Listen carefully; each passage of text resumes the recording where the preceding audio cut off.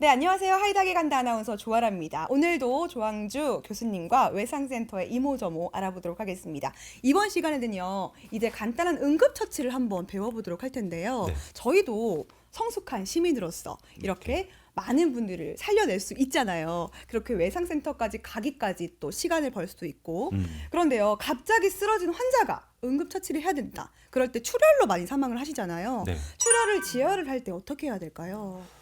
일단은 저희가 뭐 안에 있는 지혈 같은 경우는 사실 어렵죠. 그거는 우리도 그렇고 어디서 찾아내기가 어렵지만 바깥에서 지혈하는 거는 일단은 눈에 보이니까 그거라도 지혈하면 굉장히 큰 거잖아요. 네. 특히 그런 출혈하는 환자가 1분 지혈이 늦을 때마다 생존율이 1%씩 떨어진다는 보고가 있기 때문에 그래요. 1분이라도 먼저 지혈하면 환자의 생존율은 굉장히 올라갈 거고 그것 때문에 미국에서는 지혈을 하자라는 캠페인을 통해서 민간인들이 지혈을 직접 할 수 있게 왜냐하면은 아무리 119를 부른다고 하더라도 뭐 최소한 10분에서 15분 그러면은 15% 10%가 떨어지는 거니까 네. 생존율이 그래서 그런 것들을 하죠. 그래서 우리가 대부분 이렇게 출혈한다고 그러면은 그 출혈한 자리를 먼저 멈추는데 동맥 출혈인지 정맥 출혈인지를 보통 이제 알 수가 있는데요. 그게 또 구분을 해야 되나요?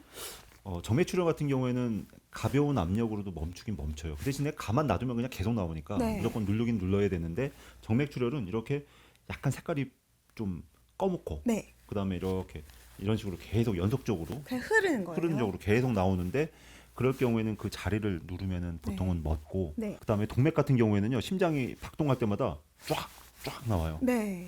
그런 경우에는 이거를 눌러서는 보통은 안 멎어요. 그래서 그 출혈하는 데보다 심장에 조금 더 가까운 곳, 뭐 네. 여기서 출혈한다면 당연히 여기가 될 거고 네. 여기서 출혈한다면 여기가 될 거고 그래서 거기를 꽉 점매야 되는데 뭘로 점매냐? 당연히 뭐 토니켓이라는 전문 장비가 있으면은 그런 거로 점매면 되는데 없다고. 어떤 장비요? 토니켓이라는 건데 토니켓. 네. 네, 그거는 이렇게 한 바퀴 돌린 다음에 이렇게 팽이처럼 뺑뺑뺑뺑 감아가지고 이렇게 압력 쪽 최대한. 그죠 이렇게 쫄리는 건데 그게 없다고 그러면은요 우리가 뭐 수건이나 아니면은 러닝 셔츠 뭐 이런 것들 이렇게 찢어가지고 이렇게 한 바퀴 돌려서 꽉 감아가지고 피가 전혀 안 가게 네.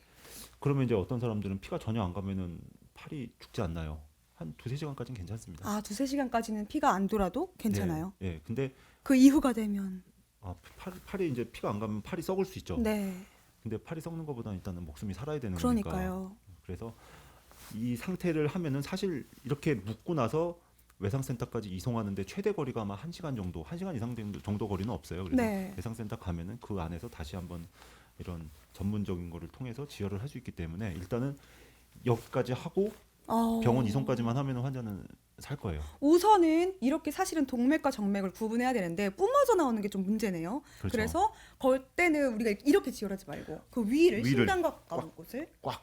이런 거는 사실 어딜 가서도 못 들어본 거잖아요. 많이 알려줘야 될 것 같고요. 사실 이게 모든 사람들이 외상센터에 가서 치료를 받으면 좋겠지만 다 갈 수는 없잖아요. 이 중증도는 어떻게 판단을 하나요? 첫 번째는 혈압이 낮은 사람들. 왜냐하면 어디선가 출혈을 하고 있거든요. 네. 혈압이 낮은 사람들은 어디 다쳤는지 몰라도 외상센터. 그다음에 의식이 없다. 외상센터. 엊그제 우리 학생 한 명이 가다가 환자를 딱 봤는데 보니까 의식이 없더래요. 네. 그래서 이 환자는 빨리 119에다가 그러니까 보니까 119에다 전화해서 외상센터 가야 될 것 같다. 이렇게 얘기를 했다고 하더라고요. 학생이요. 네, 학생이. 와, 그래서 저보다 낫네요. 외상센터에 대한 개념을 알고 개념이 있으니까. 있었네요. 그 환자가 실제로는 간에서 이제 다쳐가지고 출혈을 해서 의식이 없던 사람이었는데 그렇게 의식이 없거나 아니면은 혈압이 낮은 사람들 그런 사람들 가야 되고요. 그 다음에는 우리 같은 사람들은 사실 아까 제가 이제 팔다리 말씀드리긴 했지만은 사람들이 대부분 사망하는 거는 몸통에서 사망해요. 아, 그래요. 몸통이 다쳐서 그래서 몸통이 다친 사람들 몸통이 칼에 찔렸든지 아니면 몸통이 심하게 다쳤든지 그런 사람들 외상센터 가는 게 맞고요. 그리고 앞에 거는 조금 전문적일 수 있고 어려운데 네.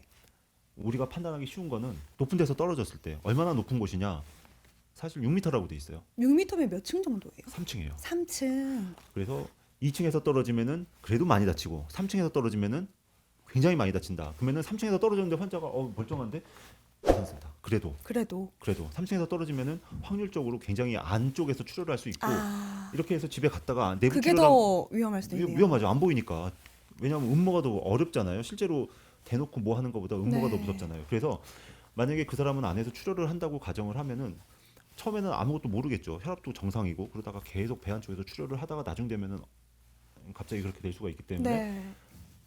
3층에서 떨어졌을 때, 그리고 시속 30km 이상으로 차에서 부딪혔을 때, 차로 네. 걸어갔는데 이제 차가 오는데 20km 그러면은 보통은 응급실, 30km 그러면은 외상센터. 이렇게 기준을 정해주시니까 되게 좋아요. 네, 이렇게 갑자기 쓰러진 환자들 지혈하는 방법, 토니켓이라는 것도 처음 들어봤고요. 네. 또 그런 원리를 사용해서 또 동맥 같은 경우에는 위쪽에 심장이랑 가까운 쪽에 또 지혈을 해주셔야 된다고 했습니다. 저기 하나 말씀드릴게. 우리 작년에 혈압이 50으로, 혈압이 50은 굉장히 낮은 거예요. 보통 완전 네. 120에 80 정도 되는데 50으로 우리 병원에 이송돼서 온 환자가 있었는데, 그 환자가 다리 쪽이 거의 다 절단되다시피 해서 굉장히 출혈이 많았던 사람인데, 혈압이 50면 사망하기 직전인데 그나마도 양쪽 다리에다가 이렇게 토니켓을 꽉 감아가지고 출혈을 멎어갖고 와가지고 우리가 그 다음부터 바톤을 이어받아가지고 그분 지금 굉장히 그래도 재활을 하면서 잘 살아가고 계실 거거든요. 이런 것들 저희 정말 기억하고 있어야 될 것 같습니다. 혹시나 그런 것들을 안 만나시면 좋겠지만 네. 만나면은 그 사람한테는 굉장히 중요한 살아가는 수단이 될 수도 있으니까. 오늘 여러 가지 말씀을 해주셨어요. 그리고 저희가 몰랐던 응급처치 방법도 알게 됐고요. 외상센터에 가야 되는 기준 또한 정말 자세하게 알려주셨는데요. 마지막으로 저희 그 시청자분들께 어떤 인식이 있었으면 좋겠다. 외상센터에 대해서. 아니 옛날보다는 그래도 우리 외상센터에 대한 인식 자체가 많이 좋아지기는 했죠. 근데 외상센터라는 자체가 어떻게 보면은 응급 베이스로 돌아가니까, 그래서 첫 번째는 외상센터라는 것들이 있구나.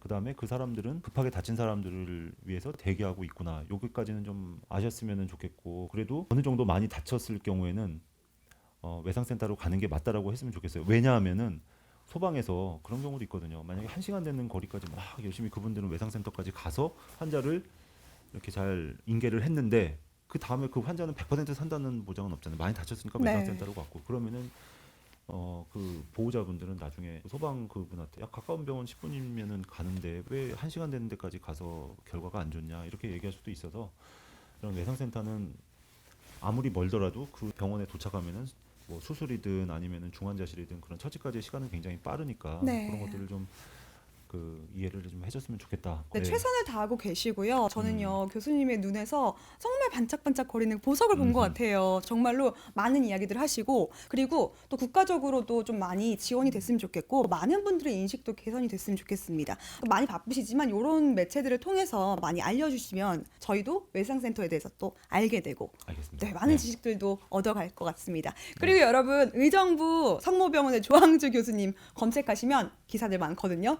재미있는 기사들 많고요. 이모저모들, 그리고 정말 24시간 추적하는 추적 기사들도 있고요. 여러분들 관심이 가신다면은 기사 한번 읽어보시고 또 교수님 많이 응원해 주시기 바랍니다. 네, 고맙습니다. 오늘 의정부 성모병원의 조항주 교수님과 유쾌하게 또 외상센터에 대해서 풀어봤습니다. 오늘 조항주 교수님과 함께했습니다. 고맙습니다. 고맙습니다.